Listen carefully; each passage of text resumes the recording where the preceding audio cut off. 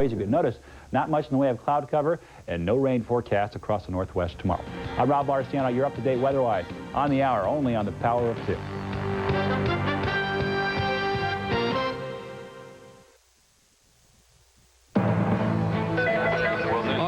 Tonight, this Tuesday, Serb forces cross the border into Albania.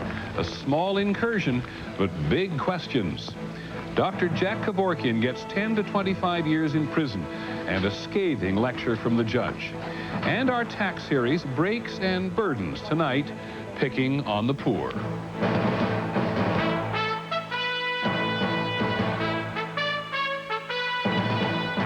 From ABC News World Headquarters in New York, this is World News Tonight with Peter Jennings. Good evening. There have been 3 developments in the Kosovo crisis today which may turn out to be even more meaningful than they appear today.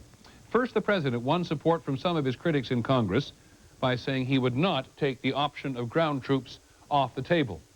NATO's military commander said today he wants 300 more American aircraft for the air campaign. And for the first time since the NATO attacks began, the Serbs mounted a ground operation outside the borders of Kosovo. In each of these actions, there are messages for one party or another. We're going to start with the Serbs. Today, Serb forces crossed into Albania. They fought with regular Albanian troops. They occupied the village of Kamenica very briefly, and then they pulled back. The implication in this may be that a wider war is possible. Our first report is from Albania and ABC's Dean Reynolds. There have been clashes along this border for months between the Serbian forces and the Kosovo Liberation Army. The Serbs have succeeded in routing these KLA fighters in much of Kosovo province and forced them into safer bases on Albanian soil. But when Serb forces actually occupied this village across the border for several hours today before withdrawing, it made many Albanians fighting mad. The nation is in war. I consider the Albanian nation in war. No one thinks the Albanian National Army is a match for the Serbs. The real question is what, if any, response should come from NATO, whose forces are rapidly expanding at the Tirana airport, 150 miles southwest of today's brief Serbian incursion. NATO has made a commitment to protect the Serbs' neighbors against their aggression, though it is not clear how NATO would respond to another border incursion. It's up to NATO, but the Albanian government has taken all the guarantees from the alliance for protecting the sovereignty and integrity of the Republic of Albania. The KLA, which was clearly the target of today's Serbian attack, called it part of a psychological ploy by Belgrade to suggest that the longer the NATO bombing goes on, the greater the chances the Balkan conflict will spread. But a representative of the KLA said tonight that NATO should not be distracted by border skirmishes, however brazen they may be, and should concentrate instead on hitting Serbia harder, inside Serbia. Dean Reynolds, ABC News, Tirana, Albania. Many military analysts regard the Serb raids across the Albanian border something of a warning, and if they continue, a test of NATO's ability and resolve to keep the war from spreading. Clearly, NATO would like to keep the battle in the air, off the ground. We still only have the military briefings to tell us how effective the campaign has been, but the NATO commander did say today he does not have enough aircraft. General Wesley Clark has asked for another 300 planes. Here's ABC's John McWethy. If President Clinton agrees to the request by General Clark, the number of NATO aircraft being used against Serbia could grow to more than 1,000. Clark believes it would send a powerful military and political message. Right now, what we intend to do is continue to strengthen and intensify the air campaign. And we're going to make it increasingly painful and difficult for President Milosevic. But the U.S. may have some pain as well. Pentagon officials say adding 300 American aircraft to the mix could require a call-up of at least 10,000 reserves and could mean putting a second U.S. aircraft carrier in the Mediterranean. NATO is also slowly building up ground forces in the region, most of whom for now are helping with refugees. Nearly 12,000 NATO troops have been in Macedonia, very few in Albania, but soon there could be 12,000 there as well. The most urgent problem NATO now faces, for which it has no answers, is what to do about the 250,000 to 500,000 refugees who are trapped inside Kosovo and may be starving in the mountains. Dropping food from airplanes is being considered, but slow-flying transports make easy targets, and the food could just as easily end up feeding Serb troops. By calling for a massive buildup of NATO air power, the U.S. and its allies are once again trying to intimidate Milosevic, hoping to avoid the next step, sending ground troops into Kosovo. John McWethy, ABC News, the Pentagon. The American commander of NATO forces, General Clark, apologized today for the missile attack on a passenger train in Serbia this week. General Clark said that the pilot was aiming at a railway bridge and did not see the train coming. He used gun camera video to demonstrate that the pilot is focused on the bridge in that square and the train showed up very suddenly. Take a look again. It makes only a fleeting appearance. Here it is in slow motion. Then the pilot goes after this around again and fires again. This time the general said the pilot was concentrating on hitting the other end of the bridge and did not see the train's engine. The Serbs report that 10 people were killed and many were injured. In the war of attrition that NATO is conducting against the Serbs, it's very hard to gauge the effectiveness of the bombing, as we said. NATO, for example, claims it has destroyed 70% of Serbia's fuel reserves, but like so many things, measuring anything with precision may not turn out to be as easy as NATO had thought. ABC's Morton Dean is in Belgrade again tonight. Pančevo, Yugoslavia's biggest oil refinery, 6 miles from Belgrade, a prime target last night and the night before. Novi Sad, this morning, 50 miles from the capital. NATO paid a return visit to a refinery and storage tanks there last night. Every night, the NATO strategy is clear. Hit the petroleum reserves, the refineries, the depots, and hit them hard enough to dry up the fuel that runs the Serbian military machine. Even though the Pentagon claims NATO has virtually succeeded in doing just that, some Western analysts say Serbian fuel reserves are safely hidden underground, and new tactics will be needed to reach them. We believe there are thousands, if not hundreds of thousands of gallons of fuel stored away, probably as much as several months' military supply. Serbia complains civilians are bearing the biggest burden from the relentless attacks. Gasoline is rationed, hurting an already weak economy. NATO calls the effect on civilians an expected consequence of the battle plan. And tonight, Serbia awaits another series of crippling attacks on its fuel facilities. Morton Dean, ABC News, Belgrade. Later in the broadcast, we're going to take a closer look at the Apache helicopter, high hopes for a very high-maintenance weapon.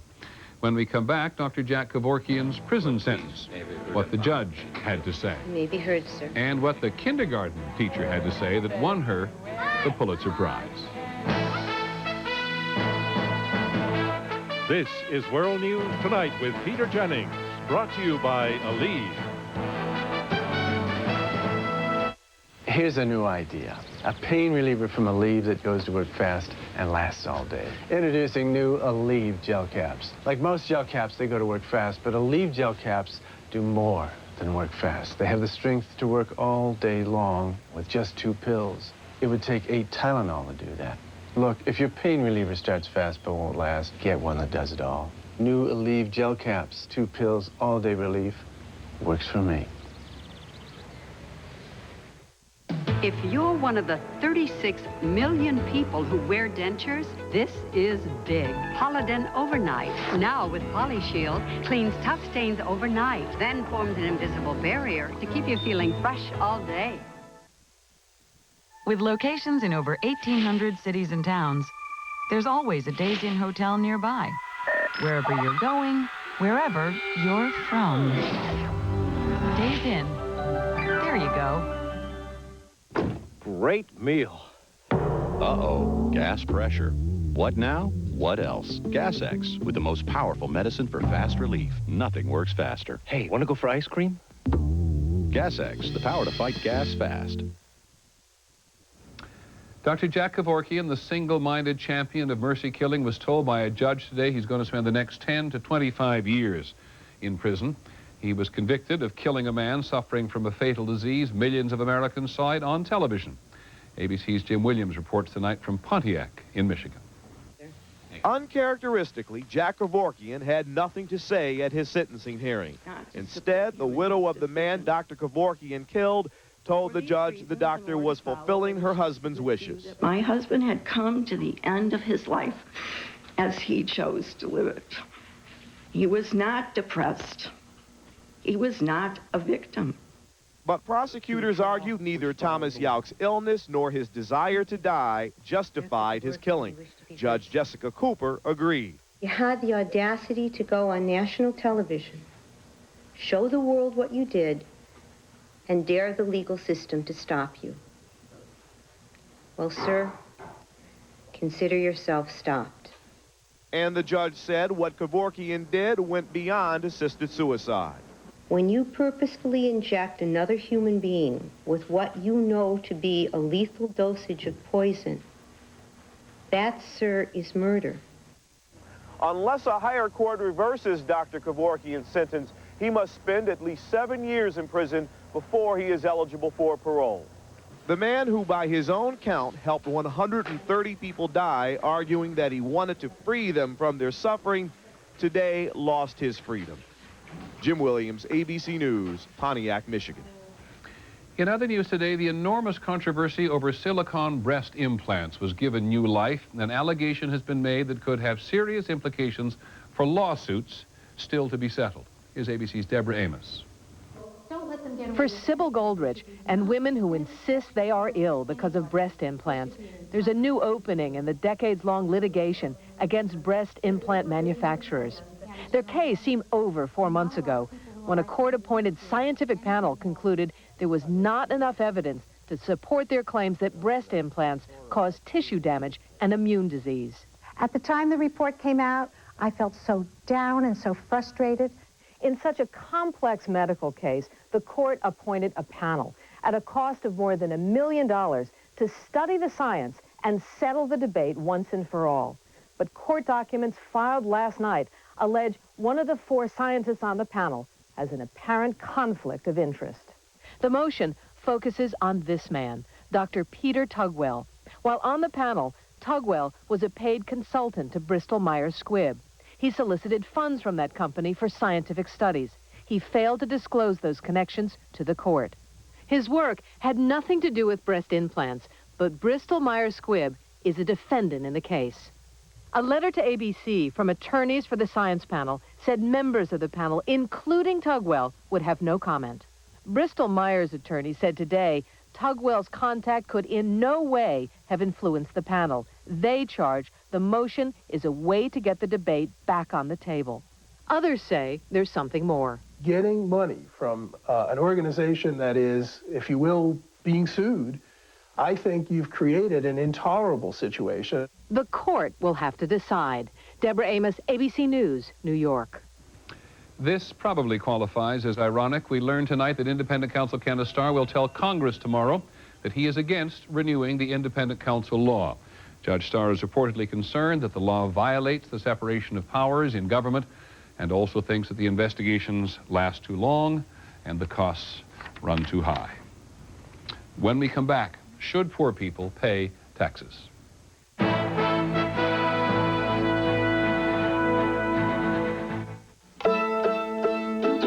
Some things can't be taught in a classroom or found in a textbook.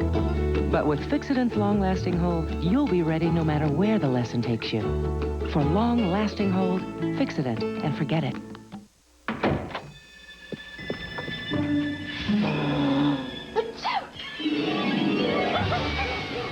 When your allergies are a nightmare, you need help.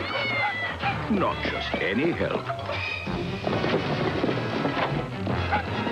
You need the power of Zyrtec. Prescription Zyrtec goes to work and keeps on working for 24 hours.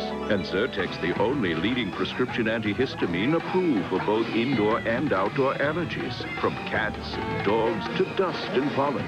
In studies, drowsiness was the most common side effect. Others included fatigue and dry mouth. Most side effects were mild or moderate. Most people weren't bothered by them enough to stop taking Zyrtec. To learn more, ask your doctor or pharmacist, or see our ad in Life magazine. So when allergies are a nightmare, and when are they not? Remember the power of Zyrtec. While Johnny Kim was getting ready for the first customers of the day, Someone else was looking at larger space for his growing business. At 3 o'clock, while the Curtis family was watching their daughter's soccer game, someone else was walking a prospective tenant through one of their apartment buildings. And while Carmen Delabar was preparing for a fashion show, someone else met with an appraiser about her investment property. You've got a life. We let you live it. We're realtors. Real estate is our life. Discover the great-tasting fiber therapy that won't produce excess gas. Discover Citracel. People prefer the taste of Citracel over Metamucil 2 to 1. Taste tests prove it. Citracel. No excess gas and better taste, too. Tonight in our series on the breaks and burdens of taxes, the extra burden being placed on the people who can least afford it. The federal government stopped collecting income taxes from poor families more than a dozen years ago. Government said it was counterproductive to make poor families go to work and then tax them back below the poverty line. And 23 states followed the government's lead. Still, others are making it difficult for the poor. Here's ABC's Michelle Norris. Come on, Bernie, you gotta get up and eat breakfast for Mom goes to work. Come on. Kimberly Craig is the mother of 3 small children. Recently, she went off welfare and went to work. As a chiropractor's assistant, she earns $7.25 an hour. That works out to $15,000 a year, or about $1,500 below the federal poverty level. If you think her salary is too low to pay taxes, you're wrong. The state of Kentucky takes 6% of her income. That's the highest tax rate for poor families in the nation. Because I'm trying to go forward, and they're taking me backwards, and they don't understand that just that little bit to them is a lot to us. She's one of 80,000 poor workers who are taxed by the state. We have a number of tax breaks, so to speak, for the middle class and for the wealthy in this state. And right now, we have really neglected the working poor. And Kentucky is not alone. 18 other states tax the working poor, in some cases targeting families that earn less than $5,000. It's counterproductive to put one extra cost on them at a time when they need to be able to move up the economic ladder and not slip back down into poverty and back onto public assistance. Kentucky's excuse? The state contends that everyone must pay their fair share to cover the cost of state services. The general way that we pay for those services is through a tax structure. And certainly we expect all individuals to participate in that process. But others argue that everyone suffers if families cannot pull themselves out of poverty. You might as well just stay home and stay on welfare instead of getting out there trying to make a life for you, yourself, and your children. Craig is determined to stay off welfare. But like so many, she's working hard and hardly getting ahead. Michelle Norris, ABC News, Washington. The President and Mrs. Clinton released their tax return today. The Clintons earned a bit more than $500,000 last year, and they paid just under $90,000 in federal taxes. Elsewhere on the money tonight, lacking job skills. The American Management Association finds that more than a third of job applicants at its 1,000-member companies lack basic math and reading skills. An indication of prosperity in the country, the super luxury car business is thriving. The U.S. sales of Rolls-Royce and Bentley, for example, were up 300% in the first quarter of the year. On Wall Street today, the Dow Jones Industrial Average was up 55.5 points to close at 10,039 or 395. On the NASDAQ, stocks were down 15 points. A salute to the Illinois Power Company. If people cannot pay their utility bills, the company says they can work off $600 of debt at various nonprofit organizations. The company will also pay overdue bills if customers enroll in a high school equivalency program. In a moment, we'll take a closer look at the Apache helicopter. Deadly, but delicate.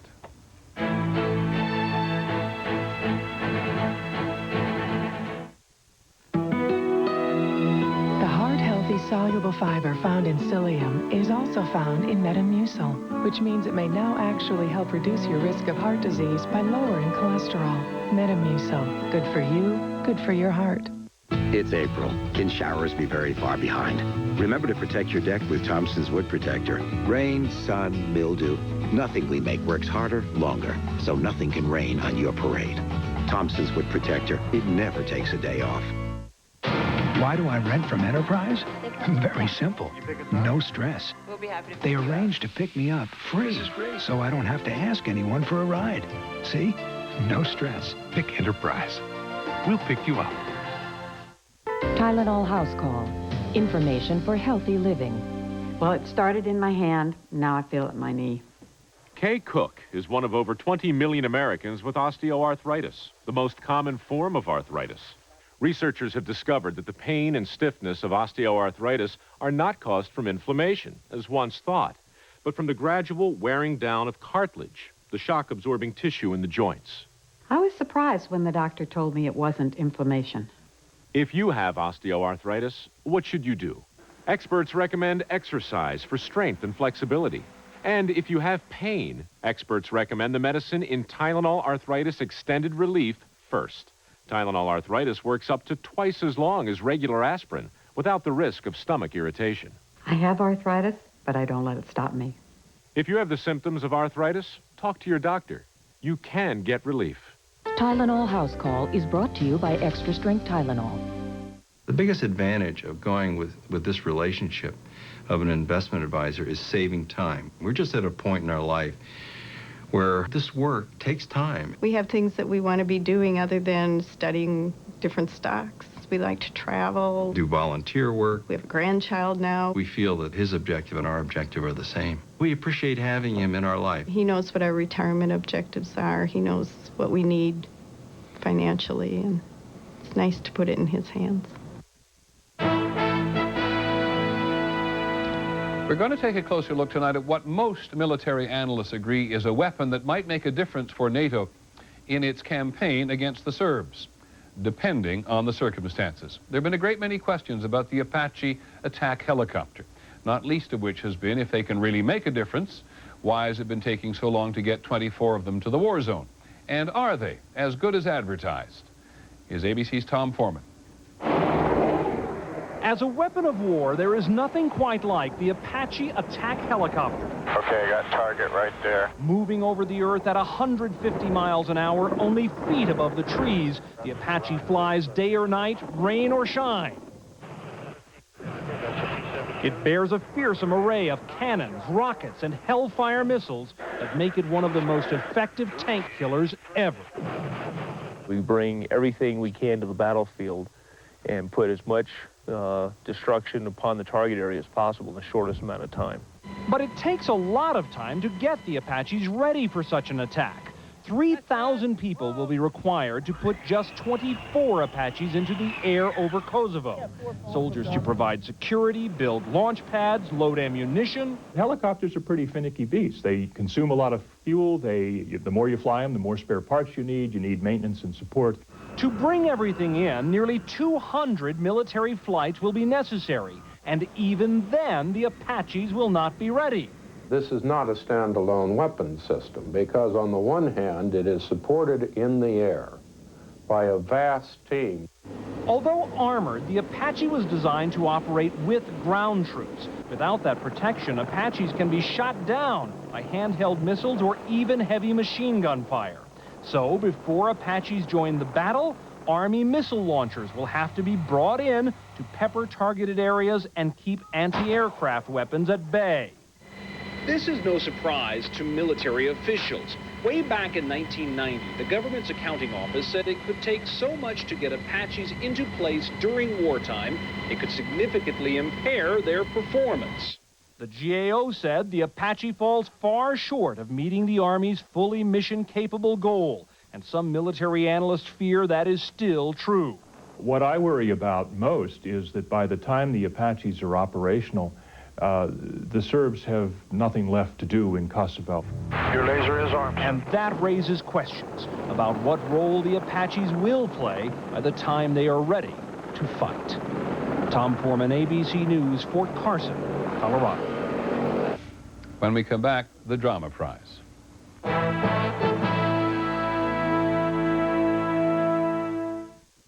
No, this isn't a jeans commercial. It's about constipation. You're bloated, not yourself. If your size 10s feel like 2s. Fibercon has natural fiber action to relieve bloating constipation. I'm myself again. Fibercon, be regular, be yourself.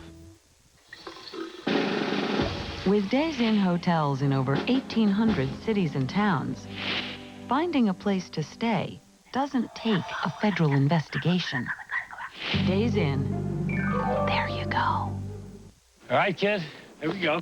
10-9. What do you got? What do you got? Yeah. All right, come on, come on. What would you do if someone you loved had a heart attack? Yeah. Did you know it's now been proven that the same Bayer aspirin you have in your bag for muscle aches may actually help stop you from dying if you take it during a heart attack? Downtown. Lucky shot. Can your pain reliever do that? Talk to your doctor now. Next time I'll go easier on you. Bayer, powerful pain relief and so much more. Some people call it retirement planning. I think of this as future construction. Year by year, block by block, until... It's our dream house. Beautiful. But I was hoping we could afford to travel. This plan can help make it happen. We can even make sure you've got worry-free income for life. AXA, dynamic vision, equitable, a trusted resource. Call us. Equitable is a member of the Global AXA Group. ABC Tonight. I'm late, Danny. With just 7 blues to go. There was a situation involving sex. I don't want to talk about it. Things are getting personal. Do you think you could fall in love with her? All new NYPD Blue, ABC Tonight. Viewer discretion advised. Coming up next on Channel 2 News, the widow of a slain war hero takes the stand to face her husband's accused killer. And find out why there'll be a rocky road of red tape before a West Lynn road is repaired.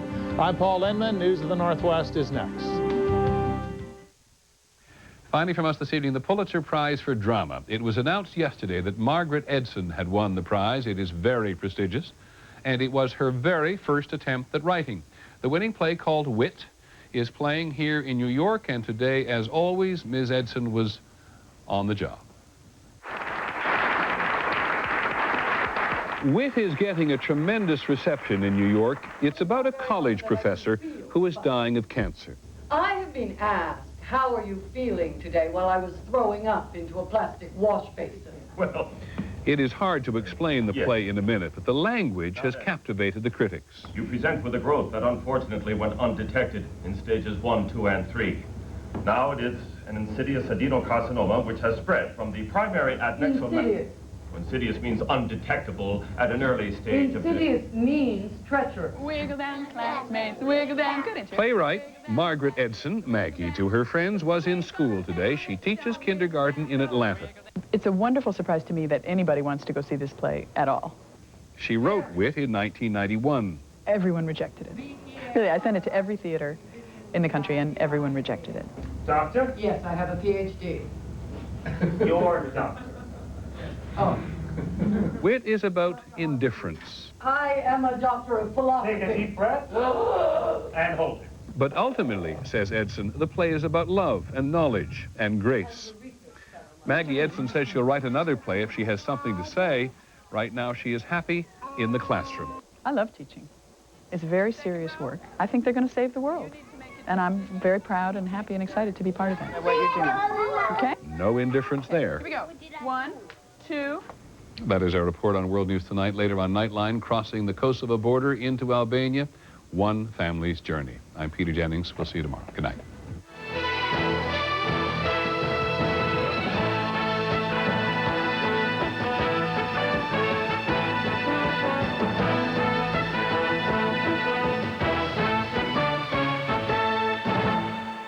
Tomorrow, what if you couldn't afford the drugs needed to keep you alive? Elderly prescriptions, the sticker shock. Watch ABC's World News Tonight with Peter Jennings. This has been a presentation of ABC News.